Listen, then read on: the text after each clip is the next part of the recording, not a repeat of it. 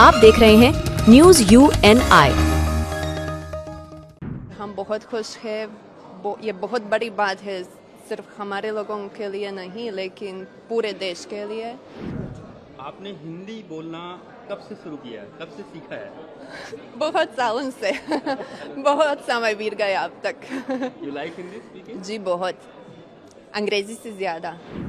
PM से क्या कहना चाहेंगी अगर मुलाकात क्या कहना चाहेंगे पता नहीं, शायद जब सामने होंगे तब पता चलेगा, क्योंकि ऐसे अभी सच में मालूम नहीं।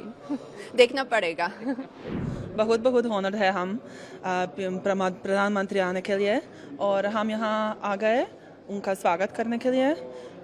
हम उनको कहना चाहते हैं कि हम हिंदी पढ़ते हैं। मैं उनको कहना चाहती हूँ कि भारत तो बहुत बहुत सुंदर देश है, और मेरी इच्छा, बहुत बड़ी इच्छा है भारत जाना। It's a great pleasure to meet Prime Minister Modi, and it's a very beautiful day. We are so excited. यहाँ पे पीएम आ रहे हैं, इंडिया के प्रधानमंत्री नरेंद्र मोदी जी। आप उनके वेलकम के लिए आप लोगों का एक ग्रुप आया हुआ है। हम सारी आ गई यहाँ प्रधानमंत्री मोदी जी का स्वागत करने को, और हम बहुत खुश हैं। ये बहुत बड़ी बात है, सिर्फ हमारे लोगों के लिए नहीं लेकिन पूरे देश के लिए। और जी, हम बस इंतज़ार कर रही है। अभी हम देखेंगे क्या होगा, कैसा होगा, पता नहीं। आप लोग स्टूडेंट्स हैं? जी कहाँ पे? जागरेब में, विश्वविद्यालय में, इंडोलॉजी डिपार्टमेंट। आपने हिंदी बोलना कब से शुरू किया है, कब से सीखा है? बहुत सालों से बहुत समय बीत गया अब तक। You like Hindi speaking? जी बहुत, अंग्रेजी से ज़्यादा। ये इंग्लिश भी ज़्यादा पसंद नहीं है, हिंदी तो पसंद है। जी। पीएम से क्या कहना चाहेंगी अगर मुलाकात क्या कहना चाहेंगे पता नहीं, शायद जब सामने होंगे तब पता चलेगा, क्योंकि ऐसे अभी सच में मालूम नहीं। देखना पड़ेगा। आप लोग का एक ग्रुप आया हुआ है यहाँ पे पीएम मोदी के स्वागत के लिए। पहली बार पीएम मोदी, इंडिया का कोई प्राइम मिनिस्टर जो यहाँ पे आ रहे हैं पीएम मोदी हैं, कैसी फीलिंग हो रही है? और आप थोड़ा सा ग्रुप के बारे में बताएं। बहुत बहुत ऑनर्ड है हम प्रधानमंत्री आने के लिए, और हम यहाँ आ गए उनका स्वागत करने के लिए। हम उनको कहना चाहते हैं कि हम हिंदी पढ़ते हैं जागरेब विश्वविद्यालय में, इंडोलॉजी डिपार्टमेंट में हम छात्र हैं, और हमें बहुत बहुत अच्छा लगा उनका स्वागत करना। क्या कहना चाहेंगी पीएम से अगर मुलाकात हुई आपकी? मैं उनको कहना चाहती हूँ कि भारत तो बहुत बहुत सुंदर देश है, और मेरी इच्छा, बहुत बड़ी इच्छा है भारत जाना। I'm very excited to be here. It's a great pleasure to meet Prime Minister Modi, and it's a very beautiful day. We are so excited. Yes. Oh, great one. Your group of I think more than 8 students are here to meet PM Modi. Yes. So how is the feeling? Because this is the first ever visit of any Indian Prime Minister in Croatia. Yes, this is huge. I don't know. Like I said, we are so excited, and I think it will be great to meet him, and we are so I don't know, honored, yeah, and I think it's great also for Croatia that he comes, and yeah. आप देख रहे हैं news UNI।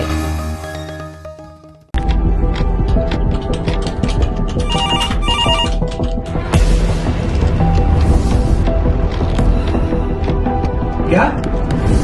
ठीक है, हम लोग अभी आ रहे हैं। राजनीति के राज जनता तक पहुंचाना आसान नहीं है। खबरें के बाजार में बिना तमाशे के सच दिखाना आसान नहीं है, लेकिन अब सब कुछ होगा आसान। हम हैं न्यूज UNI। न्यूज UNI हम जियो TV,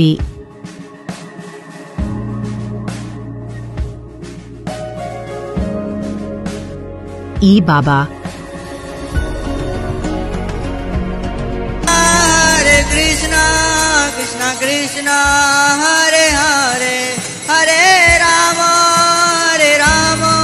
रॉक TV,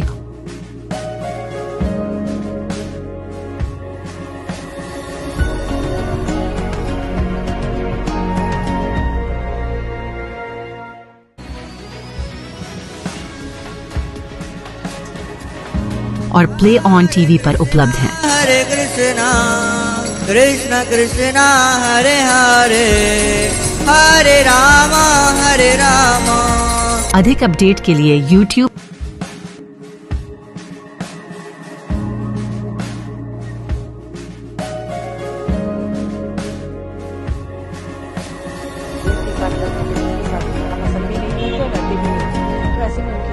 और Facebook पर फॉलो करें।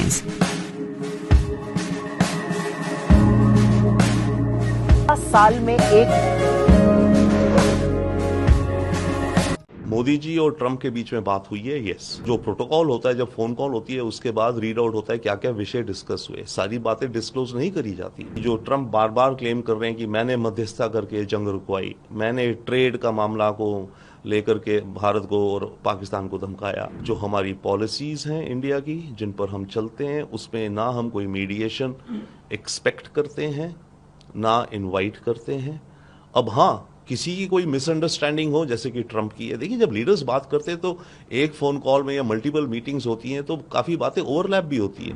बहुत सारी बातों को लेकर चर्चा हुई है, सिंदूर को, ऑपरेशन सिंदूर को, जो मिलिट्री एक्शंस होते हैं उसको लेके, और वहीं पीएम ने क्लियरली मीडिएशन को जो है नकारा है। उन्होंने कहा है कि ट्रेड्स को लेकर कोई ऐसी बात कभी उस दौरान हुई नहीं है। क्या इसका देखते हैं सर? देखिए जो स्टेटमेंट है हमारी फॉरेन मिनिस्ट्री की, आई थिंक बहुत ही इम्पोर्टेंट है।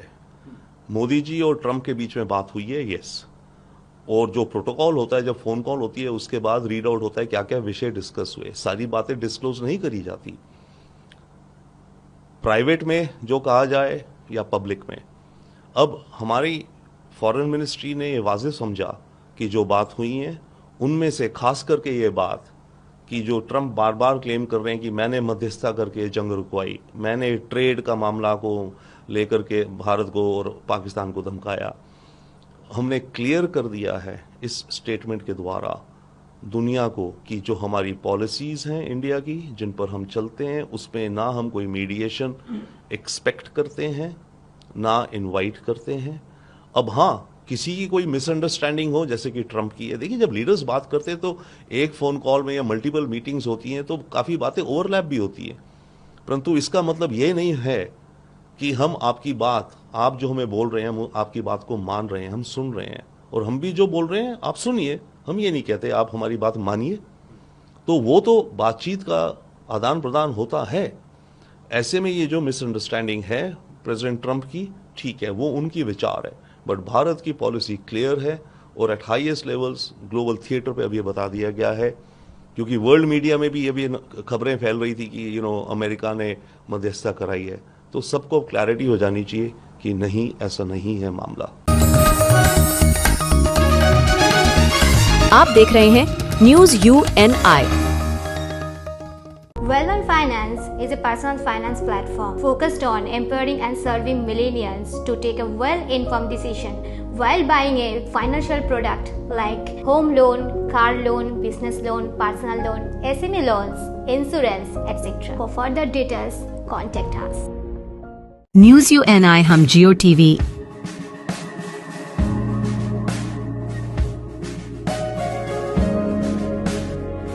बाबा Hare Krishna Krishna Krishna Hare Hare Hare Rama Hare Rama। Rock TV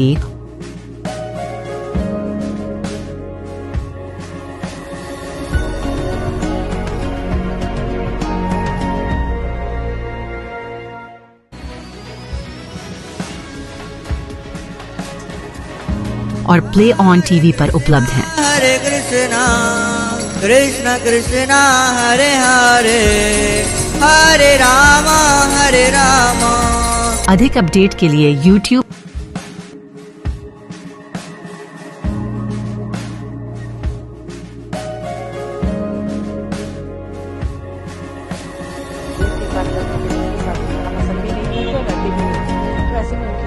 और Facebook पर फॉलो करें।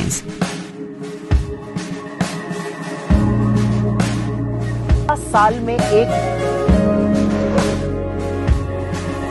एक स्वर कम्युनिकेट हो अमेरिकन प्रेसिडेंट को कि आप जो ये हाइफन करके इंडिया पाकिस्तान यूज करते हैं we are not meant for that. उनका दोस्त जिसके लिए वो चुनाव जिताने की बात करते थे अब की बार, ट्रंप सरकार, नमस्ते ट्रंप, हाउडी ट्रंप, वो आदमी अमेरिका का राष्ट्रपति होकर के जो है हमारे दुश्मन देश के आर्मी जनरल के साथ जो आतंकवाद के लिए सीधे सीधे जिम्मेवार है। इस तरह की बातें नहीं होनी चाहिए। देश जानता है कि आपने किस दबाव में इस तरह के समझौते किए हैं, सीज फायर किया है।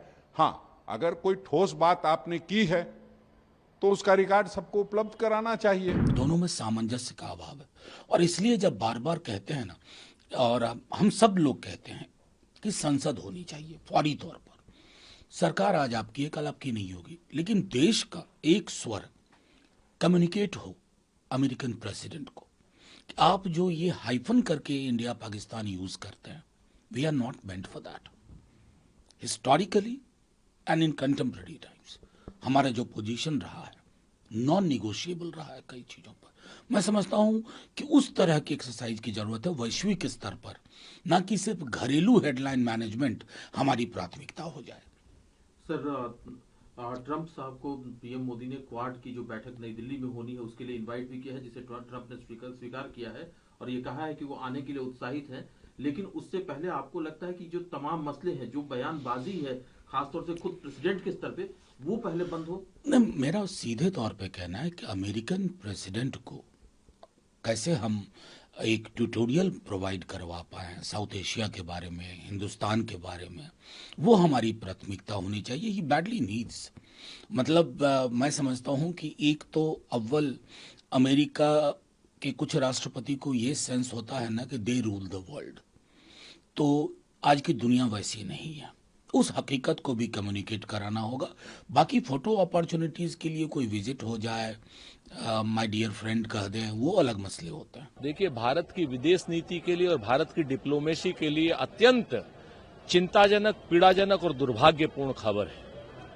हमारी विदेश नीति नरेंद्र मोदी सरकार ने कहां से कहां ले आई है कि अब उनका दोस्त जिसके लिए वो चुनाव जिताने की बात करते थे अब की बार, ट्रंप सरकार, नमस्ते ट्रंप, हाउडी ट्रंप, वो आदमी अमेरिका का राष्ट्रपति होकर के जो है हमारे दुश्मन देश के आर्मी जनरल के साथ जो आतंकवाद के लिए सीधे सीधे जिम्मेवार है, जो पहलगांव के आतंकी हमले के लिए सीधे सीधे जिम्मेवार है, उसके साथ जो है डिनर कर रहे हैं।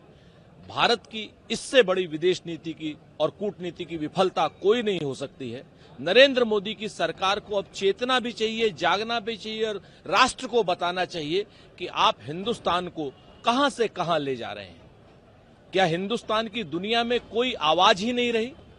हिंदुस्तान का आतंकवाद, जो हिंदुस्तान पीड़ित है जिस आतंकवाद से, उसके खिलाफ कोई खड़ा ही नहीं होगा? ये विदेश नीति बना दी। आप 80 देशों में 130 से ज्यादा यात्राएं कर चुके हैं और आज भारत की स्थिति यह है कि वो पाकिस्तान के आर्मी जनरल को डोनाल्ड ट्रंप से मिलने से नहीं रोक पा रहा है। ये अत्यंत दुर्भाग्यपूर्ण स्थिति है।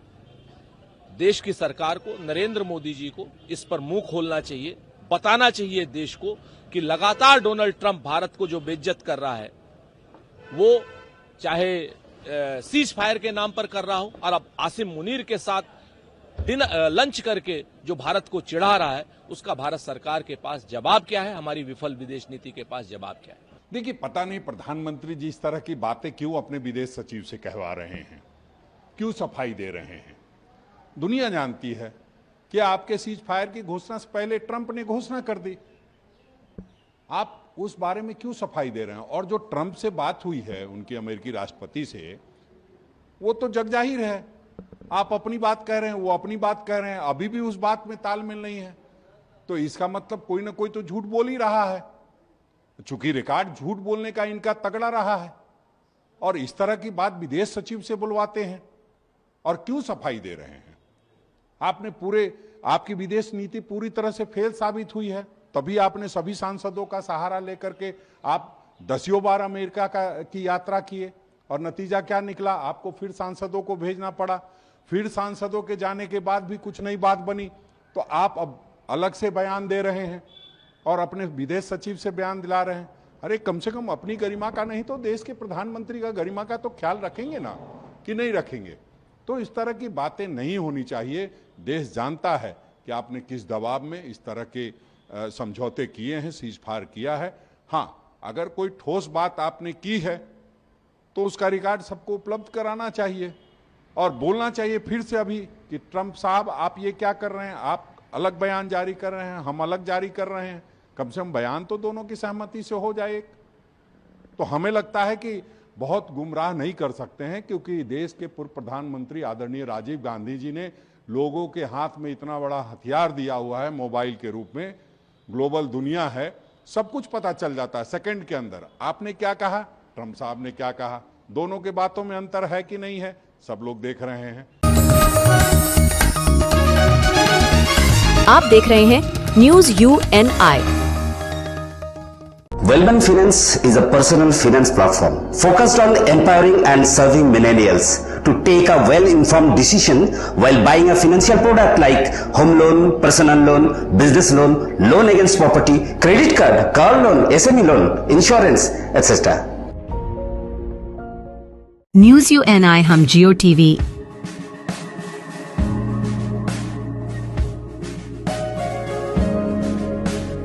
ई बाबा,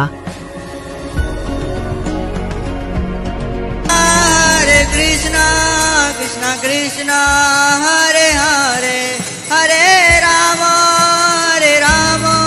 रॉक TV,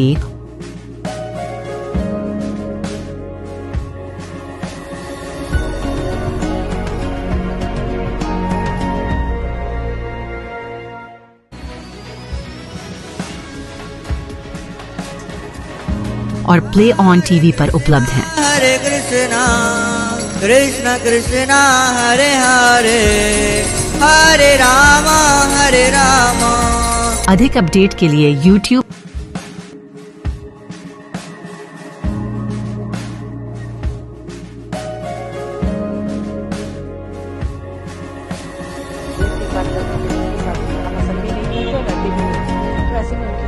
और Facebook पर फॉलो करें।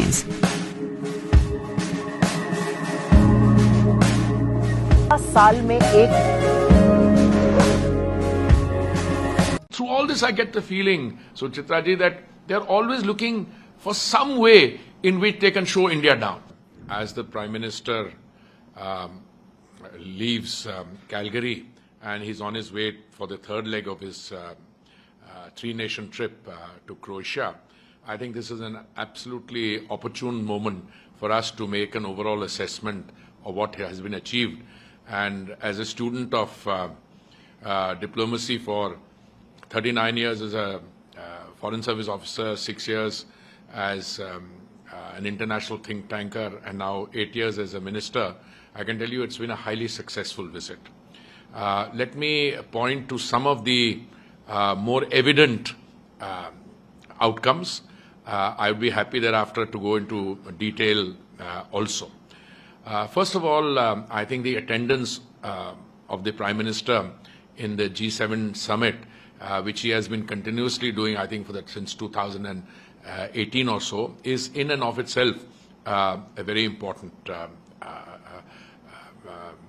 thing, because that provides an opportunity to the Honourable Prime Minister to meet the heads of state and government of these important countries and to interact not only on pressing multilateral issues but also to focus on relationships which are of a bilateral nature.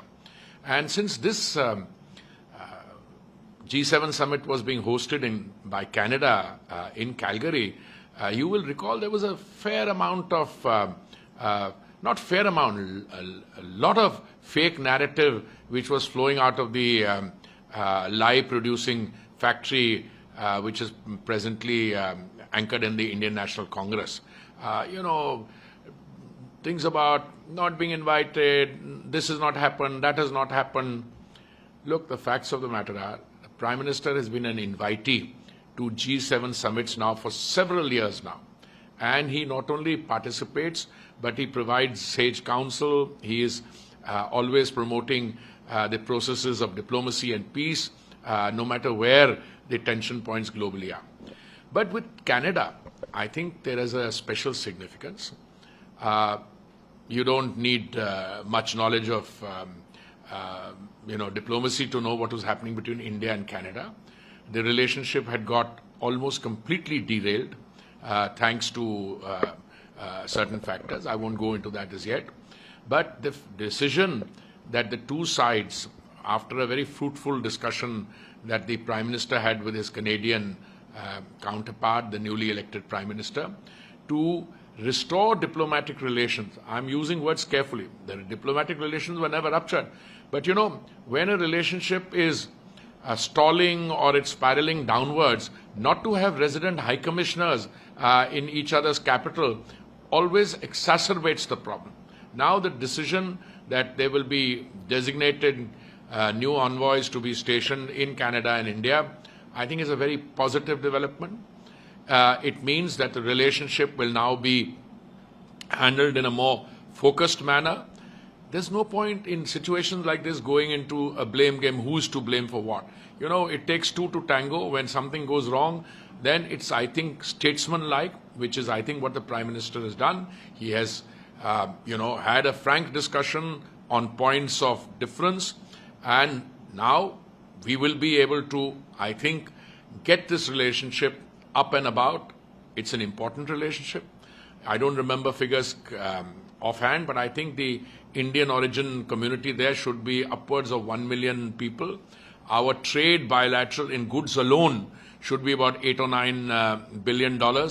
And apart from that, you know, Canada and India have had a traditional relationship which is based on certain shared values. Forget about what happened here. And, you know, I used a rather harsh term the other day when I was describing some of those protesters who draw not inspiration but even financial succor from one of our Western neighbors. So that is all right. And I used a harsh term. I called them Kirai ke Tattu. And I'm glad that, you know, apart from that show of protests, etc., they were either exhausted or didn't feel like showing up. So I'm happy about it. But the relationship, because if you have 1 million people of Indian origin staying there, they will require consular services, they will require constant, other forms of visa, passports, all kinds of services.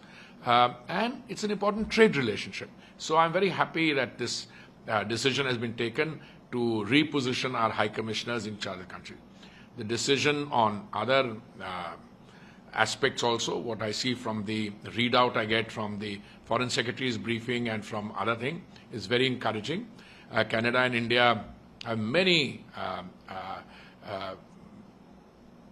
avenues and a lot of potential that needs to be discovered, including, I think, in my field, which I'm in, which is energy also. And I think there has been some work, but I think more can be done on the exchange of goods and services and other aspects. But apart from that, I think the visit to Canada also gave him an opportunity to have very meaningful interactions with the other G7 leaders. I saw some readouts of his meetings with the President of Mexico, the German Chancellor, the President of the Republic of Korea, and so on. A meeting was scheduled with President Trump, which could not take place in physical format because President Trump had to leave Calgary to return to return to DC because of some ongoing issues. On that, I don't want to comment. But the very fact that was immediately followed up by a 35-minute telephone call, and I think we've been given an excellent readout of the meeting. Several objectives were achieved. I think the fact that President Trump started by offering condolences to the Honorable Prime Minister for the deaths in Pahalgam. Prime Minister briefed President Trump on the ongoing Operation Sindoor. He provided a very clear perspective that when the Pahalgam attack took place, I think it was on 22nd April, India had made it abundantly clear that this attack will not go unpunished, and this is no longer possible to justify this as proxy this time. There is our Western neighbor has been using terror as an instrument of state policy, and a clear decision was taken. Therefore, when the events unfolded, yes, there were some exchanges. Those exchanges dealt with a message which had come through the US Vice President. The US Vice President had talked about the Pakistanis likely to use force, to which they got a reply from the Honorable Prime Minister that if that were to be the case, our response would be even more robust.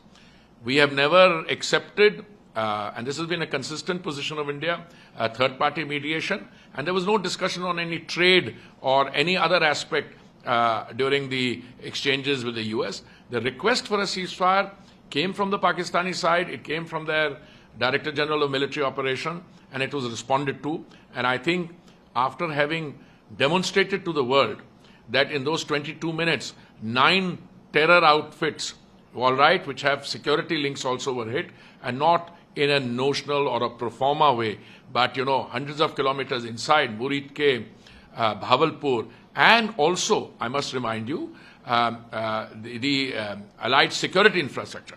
But again, the Prime Minister has been making it clear. He provided the G7 with a very clear enunciation of position. The idea was not to attack Pakistan. The idea was to attack the terror establishment in a non-escalatory manner, and those who were perpetrating that terror, to leave them in no doubt that any attack on India, any terror attack, will henceforth be considered an act of war, and that Operation Sindoor is an ongoing process. I was just shown a message by a quote from the Prime Minister of Canada, Mr. PM Carney, who said, "Honored to work with India on artificial intelligence, energy, and the anti-terror fight." So, you know, some of my friends in the, I should now start calling them lie-producing factory, LPF instead of INC, constantly, I mean, they turn to, oh, there's no invitation, and then when a productive 35-minute exchange takes place, they resort to, I don't know, frankly, whether this is ineptitude and incompetence or this is pure lies. But either case, it's a lie. Then they take resort to an earlier conversation which took place in January and say, well, this is not the readout. Arey bhai, readout aane do unka. But should you or should you not accept a detailed readout by your own foreign secretary and point by point? So all I can do is, I don't want to dignify the Congress party's ongoing, hallucinatory, I would call it hallucinatory fake narratives that they go and put on. But through all this, I get the feeling, Suchitra ji, that they're always looking for some way in which they can show India down. If India achieves a spectacular military success in those 22 minutes and the evidence of the devastation caused is in the public domain through commercially available satellite imagery, the Congress party and its, lie-peddling geniuses will go into some other direction, looking for some little thing to hang on there. In the process, they not only enhance and exacerbate their own irrelevance, but show them up in front of their own party also for the kind of people that they are. आप देख रहे हैं news UNI।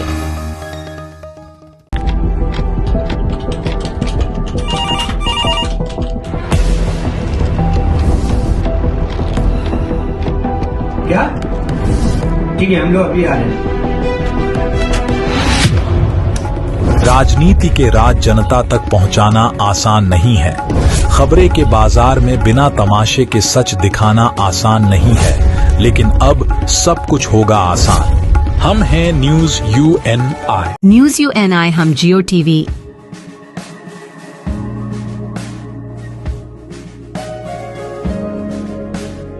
ई बाबा, Krishna Krishna Hare Hare Hare Rama rock TV,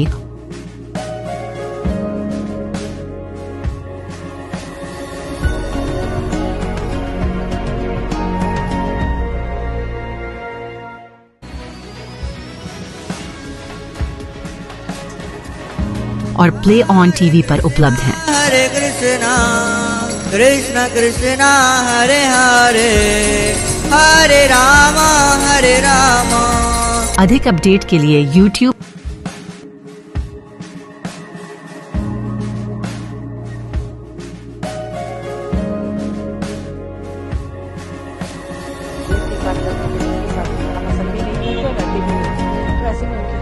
और Facebook पर follow करें।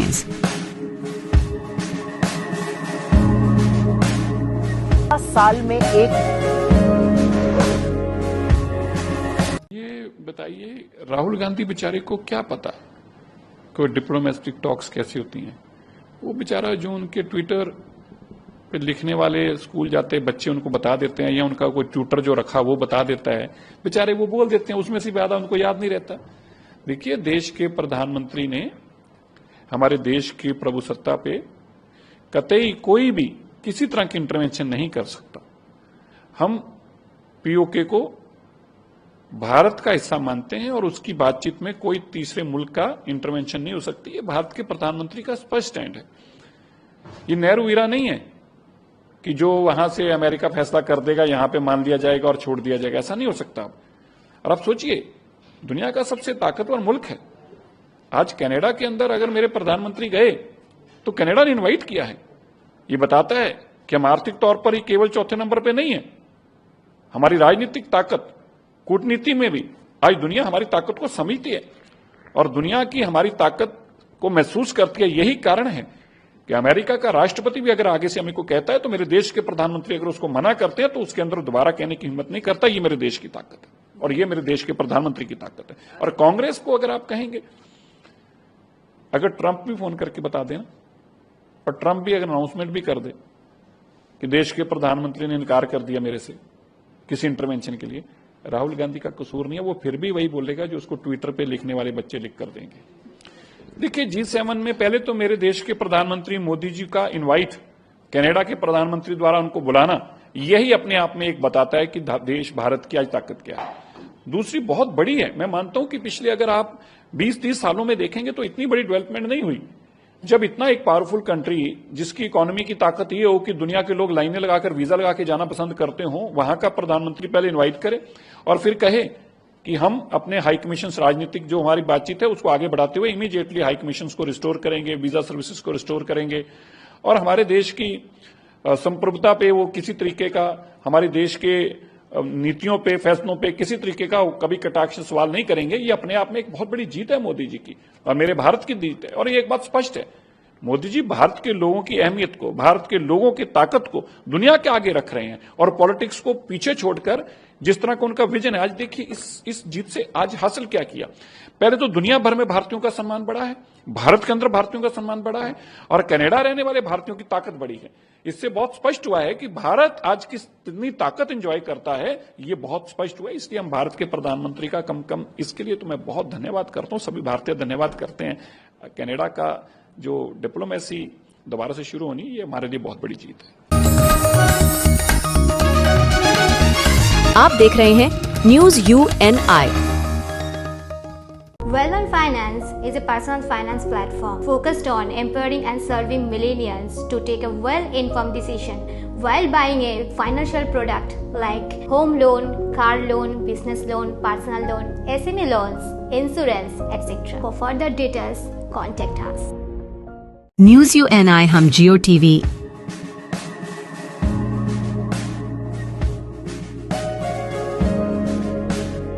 ई बाबा हरे Krishna Krishna Krishna Hare Hare Hare Ram rock TV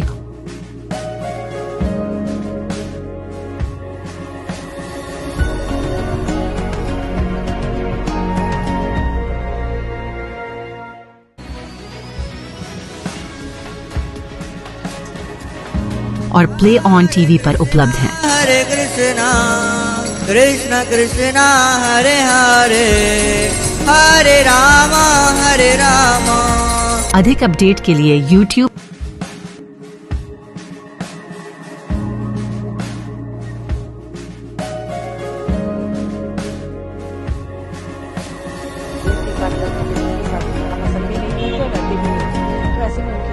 और Facebook पर follow करें।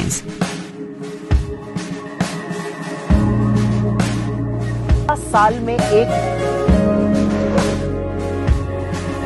This is the fourth day of the war, very extensive, very dramatic. I think that it's, in my point of view, historical days in the Middle East. I think you can see the change in the Middle East in a few days. And what's happened during the almost 2 years since October 7th, it's a really dramatic days. And we see, if I may say, historical moments, definitely.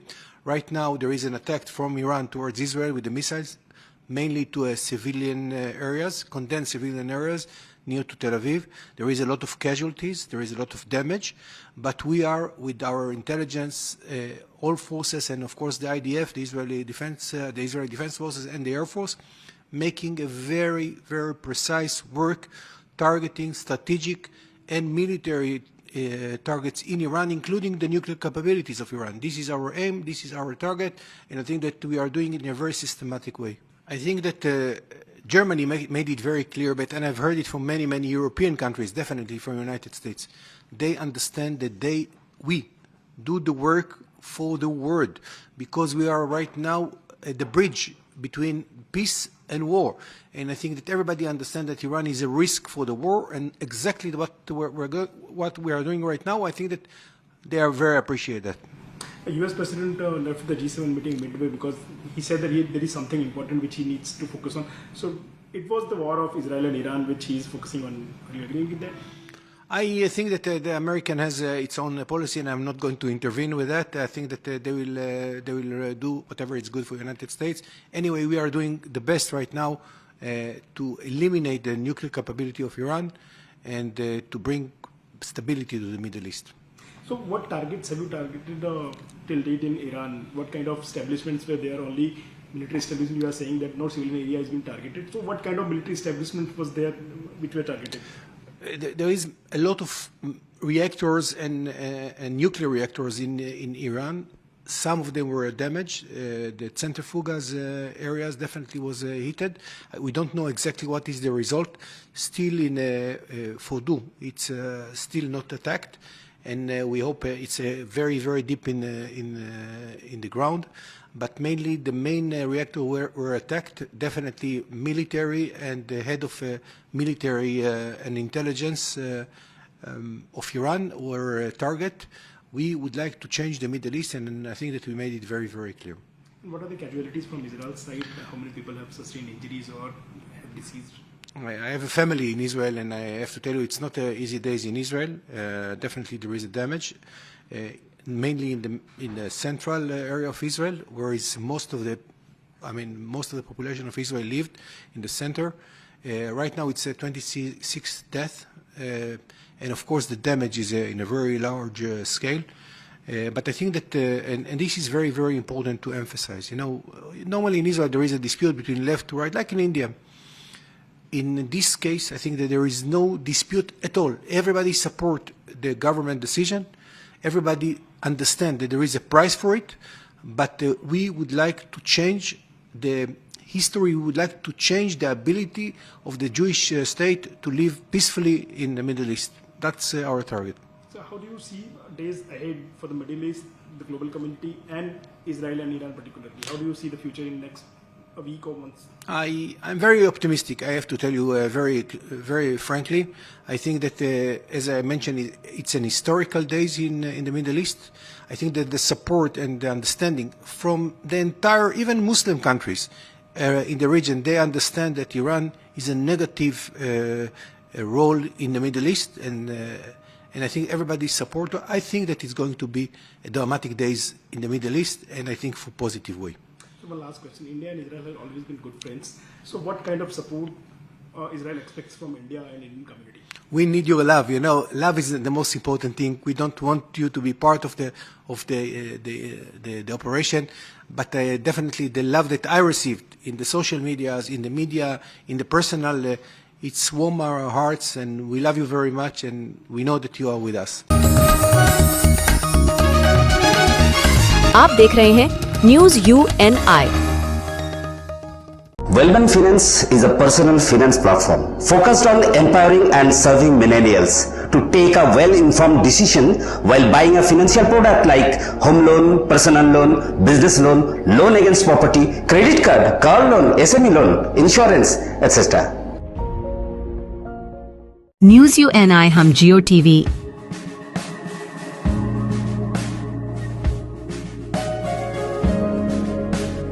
E Baba Hare Krishna Krishna Krishna Hare Hare Hare Ram rock TV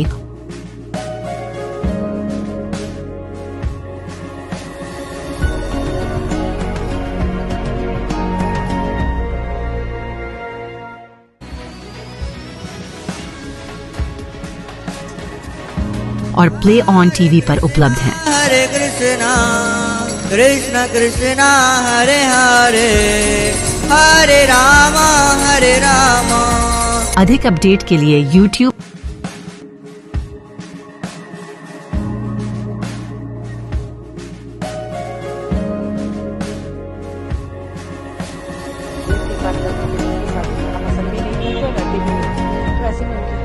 और Facebook पर follow करें।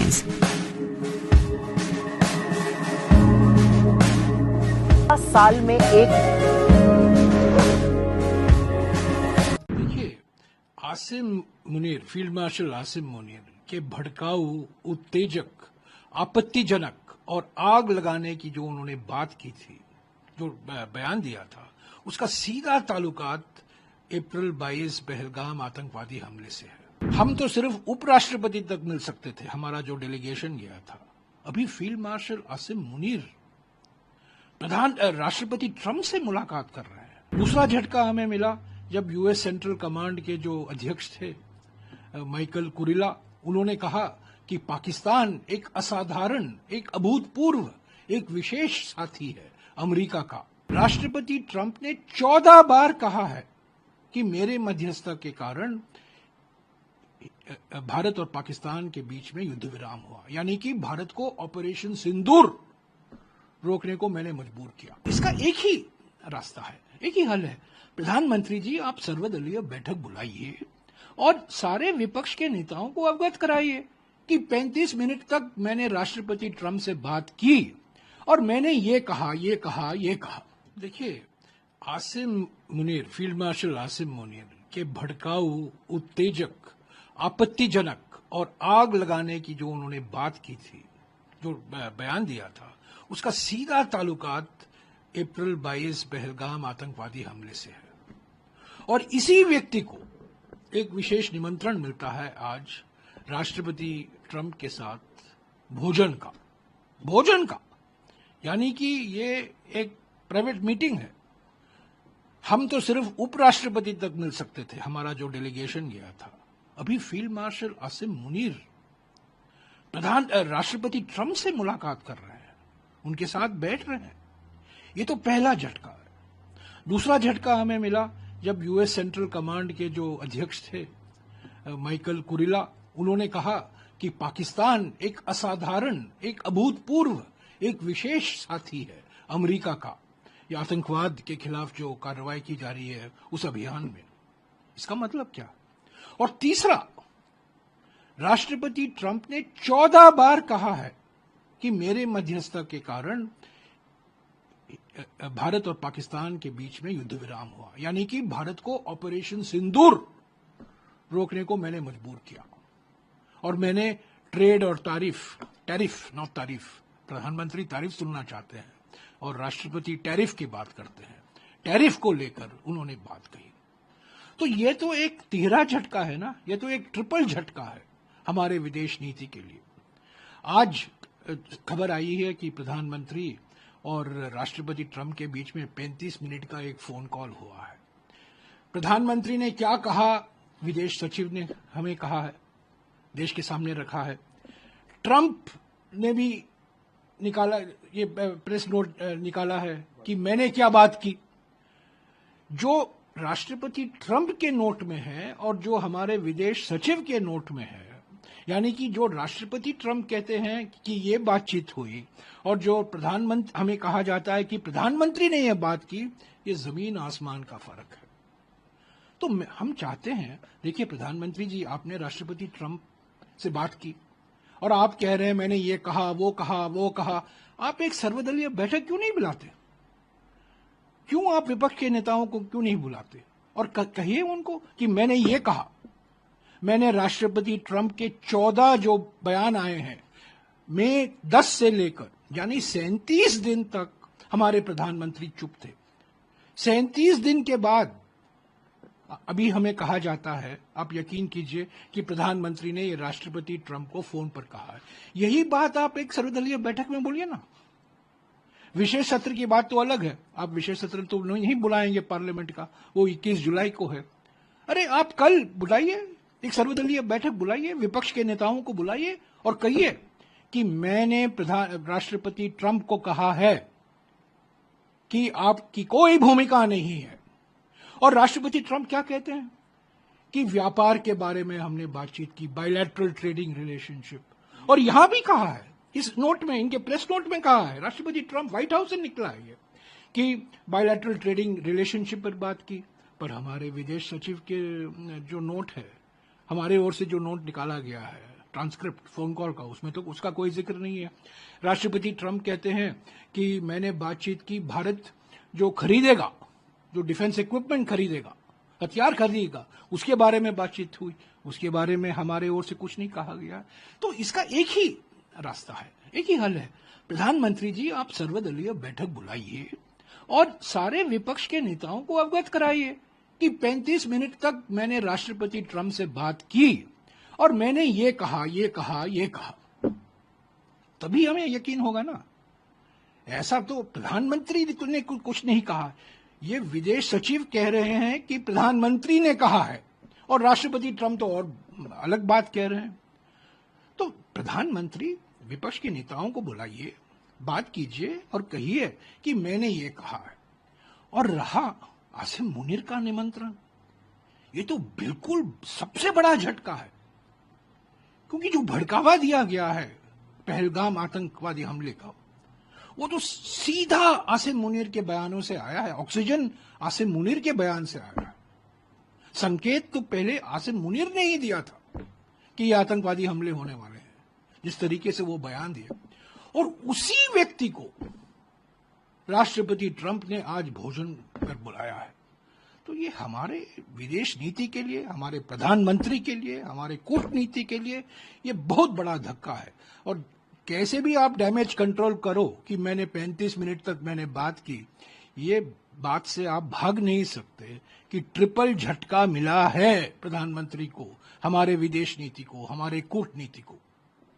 लेकिन sir सवाल ये उठता है कि जब आप कह रहे हैं कि व्हाइट हाउस की एक अलग स्टेटमेंट आई है जिसमें इन चीजों का जिक्र नहीं है, दूसरी चीजों का जिक्र है, हमारे विदेश सचिव ऑन रिकॉर्ड आकर बात करें कि हमारे प्रधानमंत्री ने ये बातें कही है, ऐसे में अगर आप व्हाइट हाउस की बात पे यकीन करते हैं तो आपके ऊपर सीधा जो है बीजेपी आरोप मैं व्हाइट हाउस के बयान पर मैं ये कह रहा हूं कि प्रधानमंत्री जी, आप हमारे विपक्ष के नेताओं को बुलाइए, सर्वदलीय बैठक बुलाइए, कल ही बुलाइए, जब आप वापस लौटेंगे आप बुलाइए और उनको कहिए कि मेरी बात हुई है राष्ट्रपति ट्रंप से और मैंने ये कहा है, मैंने नकारा है, मैंने माना नहीं है कि अमेरिका का कोई भूमिका थी।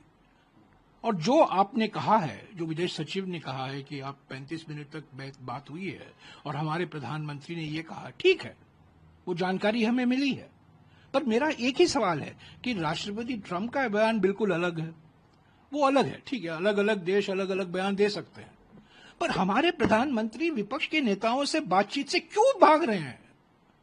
क्यों सर्वदलीय बैठक नहीं बुलाते? पार्लियामेंट की मांग तो हम कर रहे हैं, उन्होंने तो टाल दिया है 21 जुलाई तक, पर सर्वदलीय बैठक बुलाने में कितना देर लगता है? एक दिन का नोटिस चाहिए बस, कल बुलाइए, परसों बुलाइए और यही कहिए कि राष्ट्रपति ट्रंप को मैंने ये जवाब दिया है। और इसमें यह भी कहा गया है राष्ट्रपति ट्रंप के बयान में कि यूरोप के बारे में बात हुई, मिडिल ईस्ट के बारे में बात हुई, माने ईरान और इजराइल के बारे में बात हुई, ये सब कहा गया है। तो मैं इस बयान पर मैं नहीं कह रहा हूं कि यही सही बयान है, मैं कह रहा हूं दो बयान है। प्रधानमंत्री का बयान है, 35 मिनट का फोन जो को हमें कहा गया है, वही बात आप सर्वदलीय बैठक में आपके मुंह से निकले। प्रधानमंत्री अपनी चुप्पी क्यों नहीं तोड़ते हैं? क्यों नहीं बोलते ये सब? क्यों किसी और से कहलवाते हैं? आप देख रहे हैं न्यूज UNI।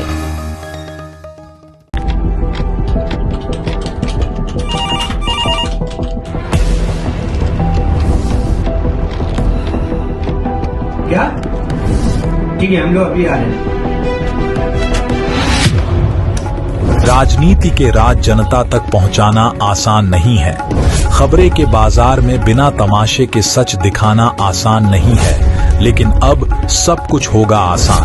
हम हैं न्यूज UNI। न्यूज UNI हम जियो टीवी,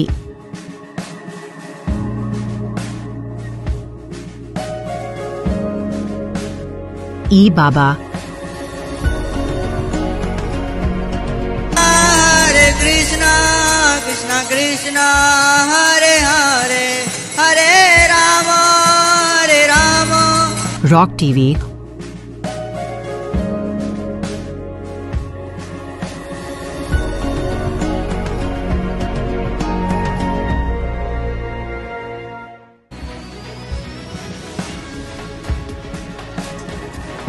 और प्ले ऑन टीवी पर उपलब्ध हैं। हरे कृष्णा कृष्णा कृष्णा हरे हरे हरे राम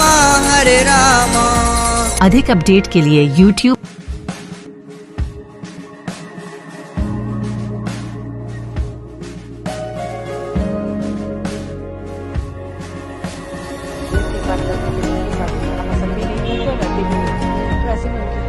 और Facebook पर फॉलो करें।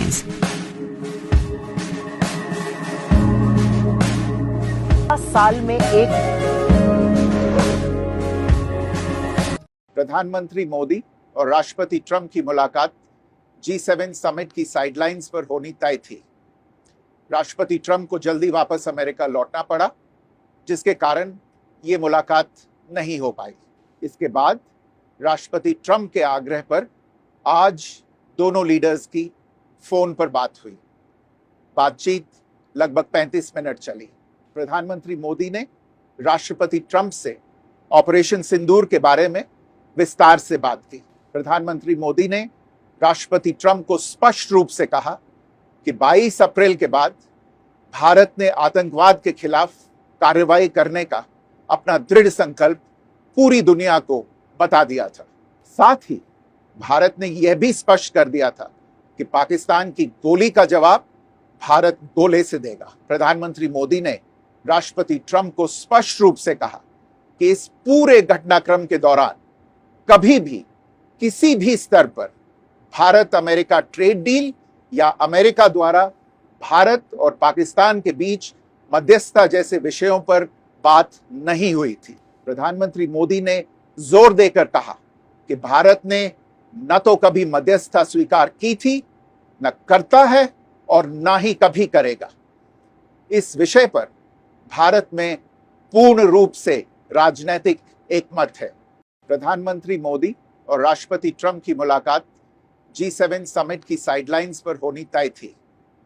राष्ट्रपति ट्रंप को जल्दी वापस अमेरिका लौटना पड़ा, जिसके कारण ये मुलाकात नहीं हो पाई। इसके बाद राष्ट्रपति ट्रंप के आग्रह पर आज दोनों लीडर्स की फोन पर बात हुई। बातचीत लगभग 35 मिनट चली।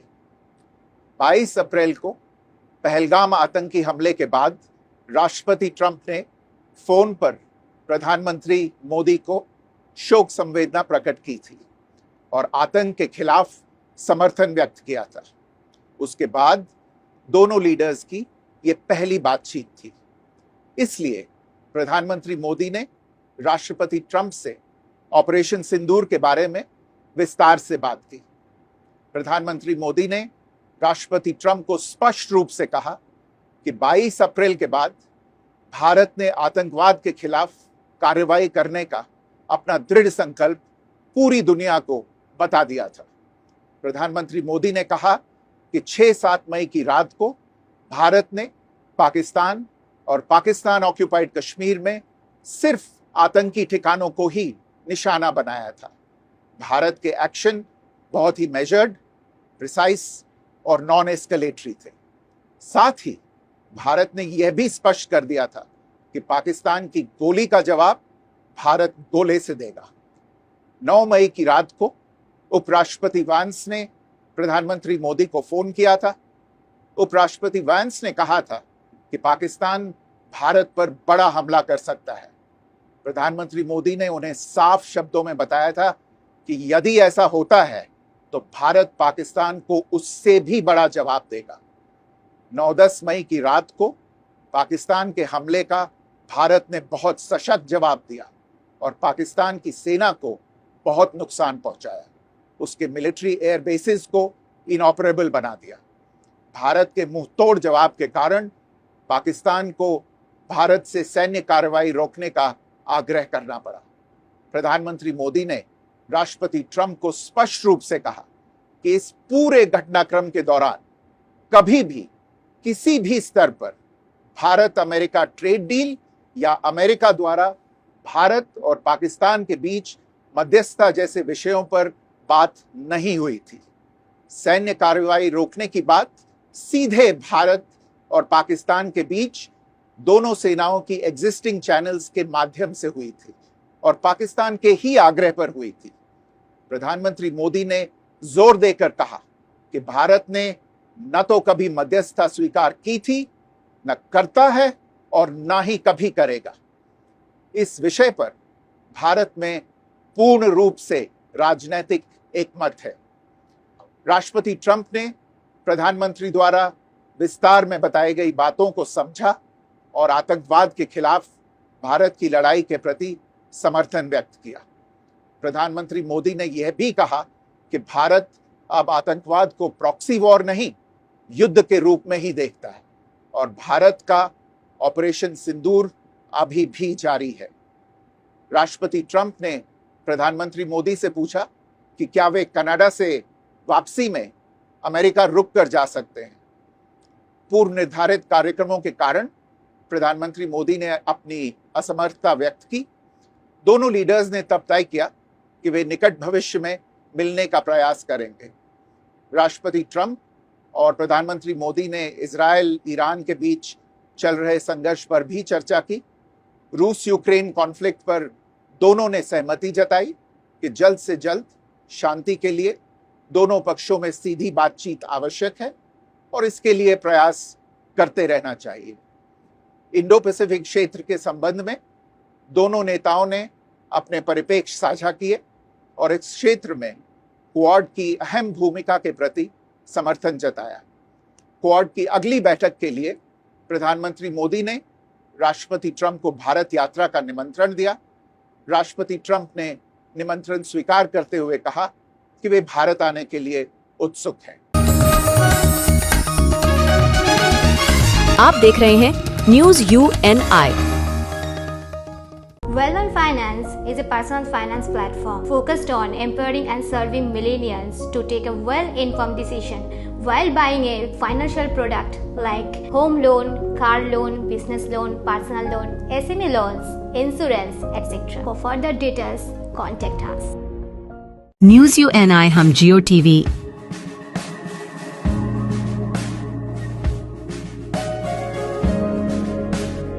ई बाबा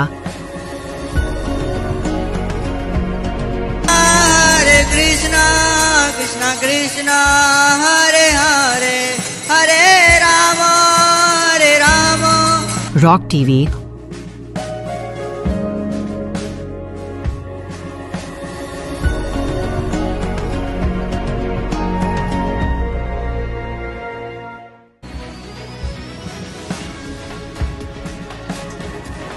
और प्ले ऑन टीवी पर उपलब्ध हैं। हरे कृष्णा कृष्णा कृष्णा हरे हरे हरे राम अधिक अपडेट के लिए YouTube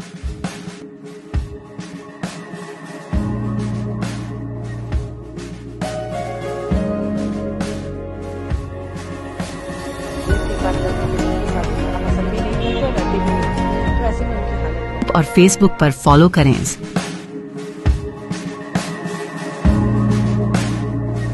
साल में एक Your favorite channel News UNI is now available on these OTT platforms.